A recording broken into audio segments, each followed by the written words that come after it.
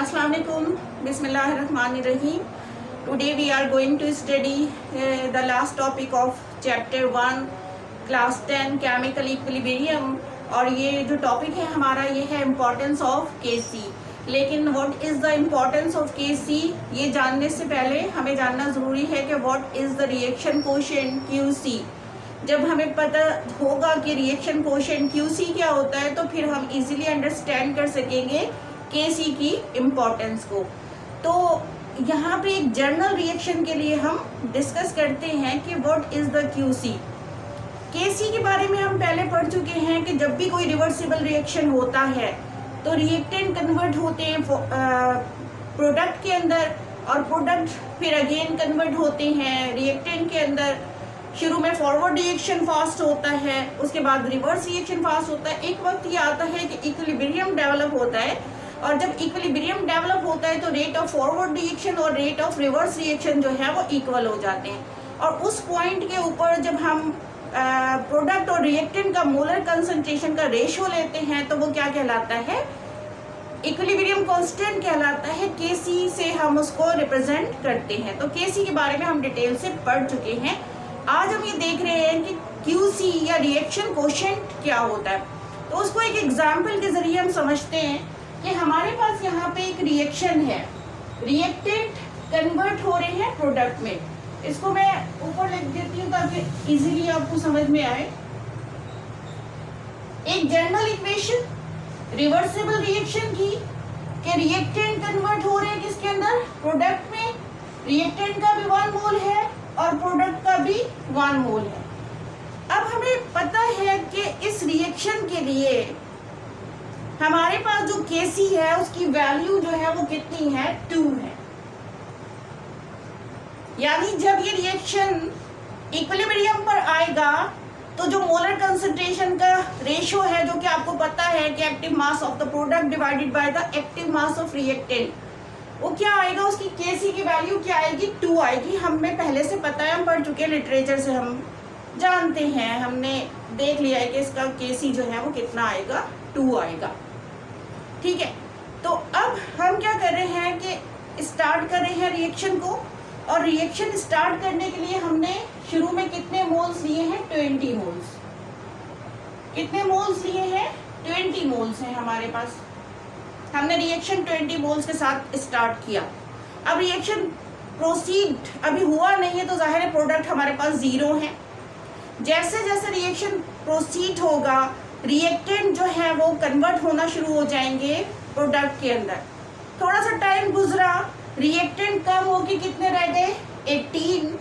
और यहाँ पे प्रोडक्ट के कितने मोल बन गए, 2. तो हमें पता है कि what is KC. KC is the product divided by the reactant. तो प्रोडक्ट यहाँ पे कितनी है, 2. अगर मैं इसको डिवाइड करूँ 18 के साथ तो हमारे पास आंसर आ जाएगा 0.11. अच्छा, हमें पता है कि इक्विलिब्रियम पे केसी की वैल्यू कितनी है, 2 है. तो ये जो 0.11 है this is not the value of KC. ठीक है. थोड़ा सा और टाइम गुजरा, अब यहाँ पे जो है वो प्रोडक्ट के कितने मोल बन गए, 5 मोल्स. और रिएक्टेंट जो है वो कितने हैं, 15 मोल्स.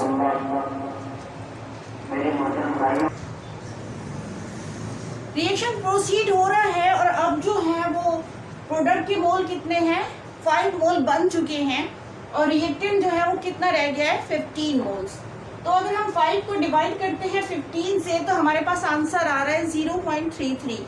क्या ये केसी के इक्वल है, नहीं, अभी भी ये कम आ रहा है हमारे पास. तो इसका मतलब है कि अभी रिएक्शन जो है वो इक्विलिब्रियम के ऊपर नहीं आया है.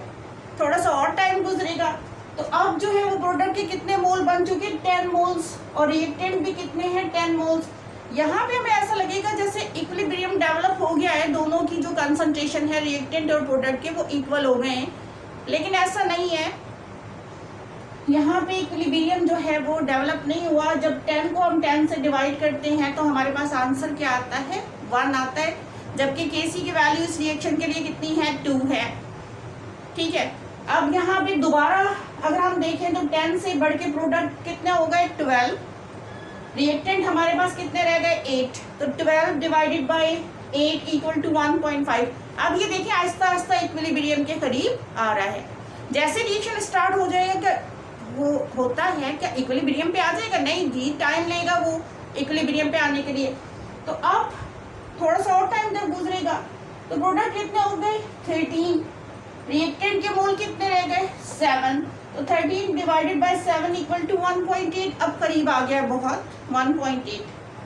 अगर मैं इसको 14 कर दूं और इसको 6 कर दूं तो अब ये हो गया 2.3। 2.3 तो ज्यादा हो गया।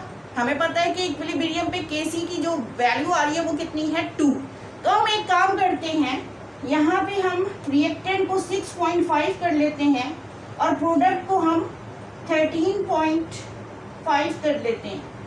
तो ये हो जाएगा 13.5 डिवाइडेड बाय 6.5। जब हम 13.5 को डिवाइड करते हैं 6.5 से तो हमारे पास यहाँ पे आएगा आंसर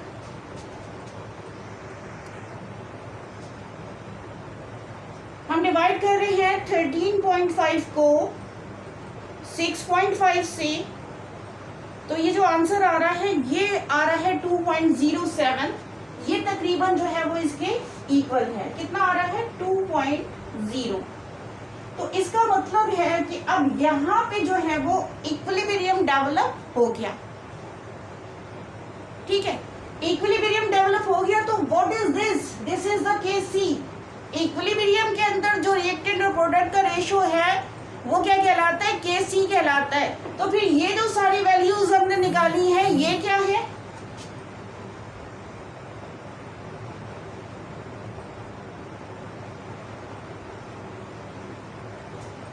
ये क्या कहलाती है? Reaction coefficient Qc। अगर हम सिंपल वर्ड में इसको देखें तो किसी भी गिवन पॉइंट पे, हम इक्विलिब्रियम की बात नहीं कर रहे हैं, किसी भी गिवन टेम्परेचर के ऊपर किसी भी गिवन पॉइंट पर जो रिएक्टेंट और प्रोडक्ट का रेशो होता है वो उसकी वैल्यू जो है वो क्या कहलाती है? Reaction coefficient Qc। तो what is the difference between Kc and Qc? Kc reactant और प्रोडक्ट का वो मोलर कंसंट्रेशन का रेशो है जो कि इक्विलिब्रियम के ऊपर आता है। और अगर रिएक्शन इक्विलिब्रियम पर नहीं है तो फिर जो वैल्यू आएगी, फिर जो रेशो आएगी प्रोडक्ट और रिएक्टेंट की वो क्या कहलाएगी? Qc कहलाएगी। अब आप यहाँ पर देखो कि इस पूरे एग्जाम्पल के अंदर ये जो सारी वैल्यूज आई हैं ये क्या है? Qc। और Qc जो है वो Kc से छोटा है। Kc बड़ा है, Qc छोटा है। तो रिएक्शन कौन सी डायरेक्शन के अंदर हो रहा है? फॉरवर्ड डायरेक्शन के अंदर हो रहा है। तो हमारे पास जो इम्पोर्टेंस है, अब हम बात करते हैं कि क्या इम्पोर्टेंस है Kc की। तो Kc की जो इम्पोर्टेंस है उसका पहला पॉइंट ये है कि प्रेडिक्ट करता है डायरेक्शन ऑफ रिएक्शन को। किसको प्रेडिक्ट करता है? डायरेक्शन ऑफ रिएक्शन को प्रेडिक्ट करता है। अब डायरेक्शन को प्रेडिक्ट करने के लिए हम Kc और Qc को कंपेयर करते हैं। यहाँ पे इस एग्जाम्पल में आपको खुद समझ में आ ही रहा है कि जब तक Qc छोटा था और Kc बड़ा था तो रिएक्शन कौन सी डायरेक्शन में चल रहा है? फॉरवर्ड डायरेक्शन में चल रहा है। और रिएक्टेंट जो है वो रिएक्ट करने में और कन्वर्ट होने में जो है वो मसरूफ है, प्रोडक्ट बनाने के अंदर प्रोडक्ट बना रहे हैं। तो जब रिएक्टेंट रिएक्ट कर रहे हैं एक दूसरे के साथ तो प्रोडक्ट के अंदर कन्वर्ट हो रहे हैं, तो कौन सी डायरेक्शन में हो रहा है रिएक्शन हो रहा है फॉरवर्ड डायरेक्शन में। तो यहाँ पे Kc बड़ा है 2.0 और यहाँ पे Qc को देखिए आप 2 से छोटे हैं। तो अगर Kc is larger than Qc, यहाँ पे 3 केसेस को हम डिस्कस करेंगे कि कैसे डायरेक्शन प्रेडिक्ट करता है Kc। कि अगर जो Kc है वो बड़ा है और Qc जो है वो छोटी वैल्यू में है तो इसका मतलब है कि ये इंडिकेट कर रहा है कि रिएक्टेंट रिएक्ट करके प्रोडक्ट बना रहे हैं, यानी कि रिएक्शन कौन सी डायरेक्शन के अंदर हो रहा है? फॉरवर्ड डायरेक्शन के अंदर हो रहा है। ठीक है, अब यहाँ पे इक्विलिब्रियम डेवलप हो गया। आप सबको पता है कि जब इक्विलिब्रियम डेवलप हो गया तो अब रिएक्टेंट और प्रोडक्ट का कंसंट्रेशन चेंज नहीं होगा। अब इक्वल क्वांटिटी जो है वो जो आ चुकी है वही रहेगी। ठीक है, हमने तो यही पढ़ा है कि अब जो है वो क्वांटिटीज चेंज नहीं होगी। लेकिन अगर हम इस रिएक्शन को डिस्टर्ब करते हैं, अगर हम कुछ एडिशन कर देते हैं प्रोडक्ट में, अपनी तरफ से और प्रोडक्ट मिला देते हैं, या हम रिएक्टेंट की क्वांटिटी को और कम कर देते हैं, तो फिर हमारे पास यहाँ पे जो है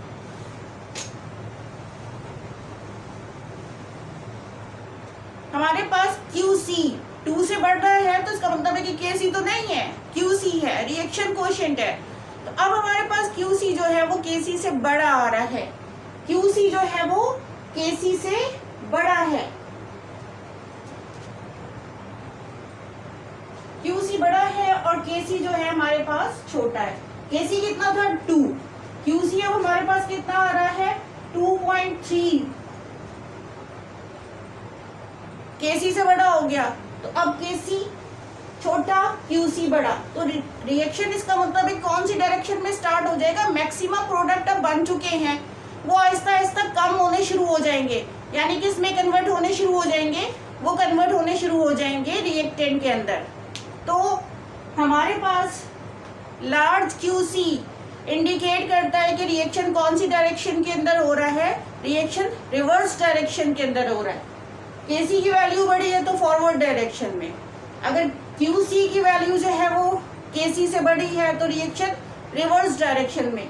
लेकिन अगर हमारे पास KC और QC दोनों की वैल्यूज इक्वल आती हैं, इस रिएक्शन की एग्जांपल लो कि अगर हमने यहाँ पर देखा कि इस स्टेज पे हमारे पास जो वैल्यू आ रही है इस रिएक्शन की वो 2 है, तो हम इसको KC कह लें, चाहे हम इसको QC कह लें, एक ही बात है, इसलिए कि इक्विलिब्रियम पे आ रही है तो हम इसको KC कहते हैं, वैसे रिएक्शन को शो कर रहे हैं तो QC।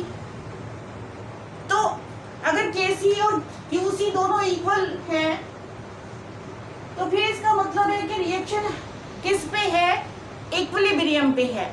तो what is the importance of KC? Importance का जो पहला पॉइंट है वो ये है कि डायरेक्शन को इंडिकेट करता है, किसको प्रिडिक्ट करता है, डायरेक्शन को। अगर KC बड़ा है तो फॉरवर्ड डायरेक्शन में हो रहा है, जो हमने एग्जांपल से समझा। अगर KC QC के मुकाबले में छोटा है तो रिवर्स डायरेक्शन में हो रहा है, प्रोडक्ट रिएक्टेंट के अंदर कन्वर्ट होना शुरू हो गए हैं। और अगर KC और QC इक्वल हैं तो इट्स मीन कि रिएक्शन जो है वो इक्विलिब्रियम पे आ गया है।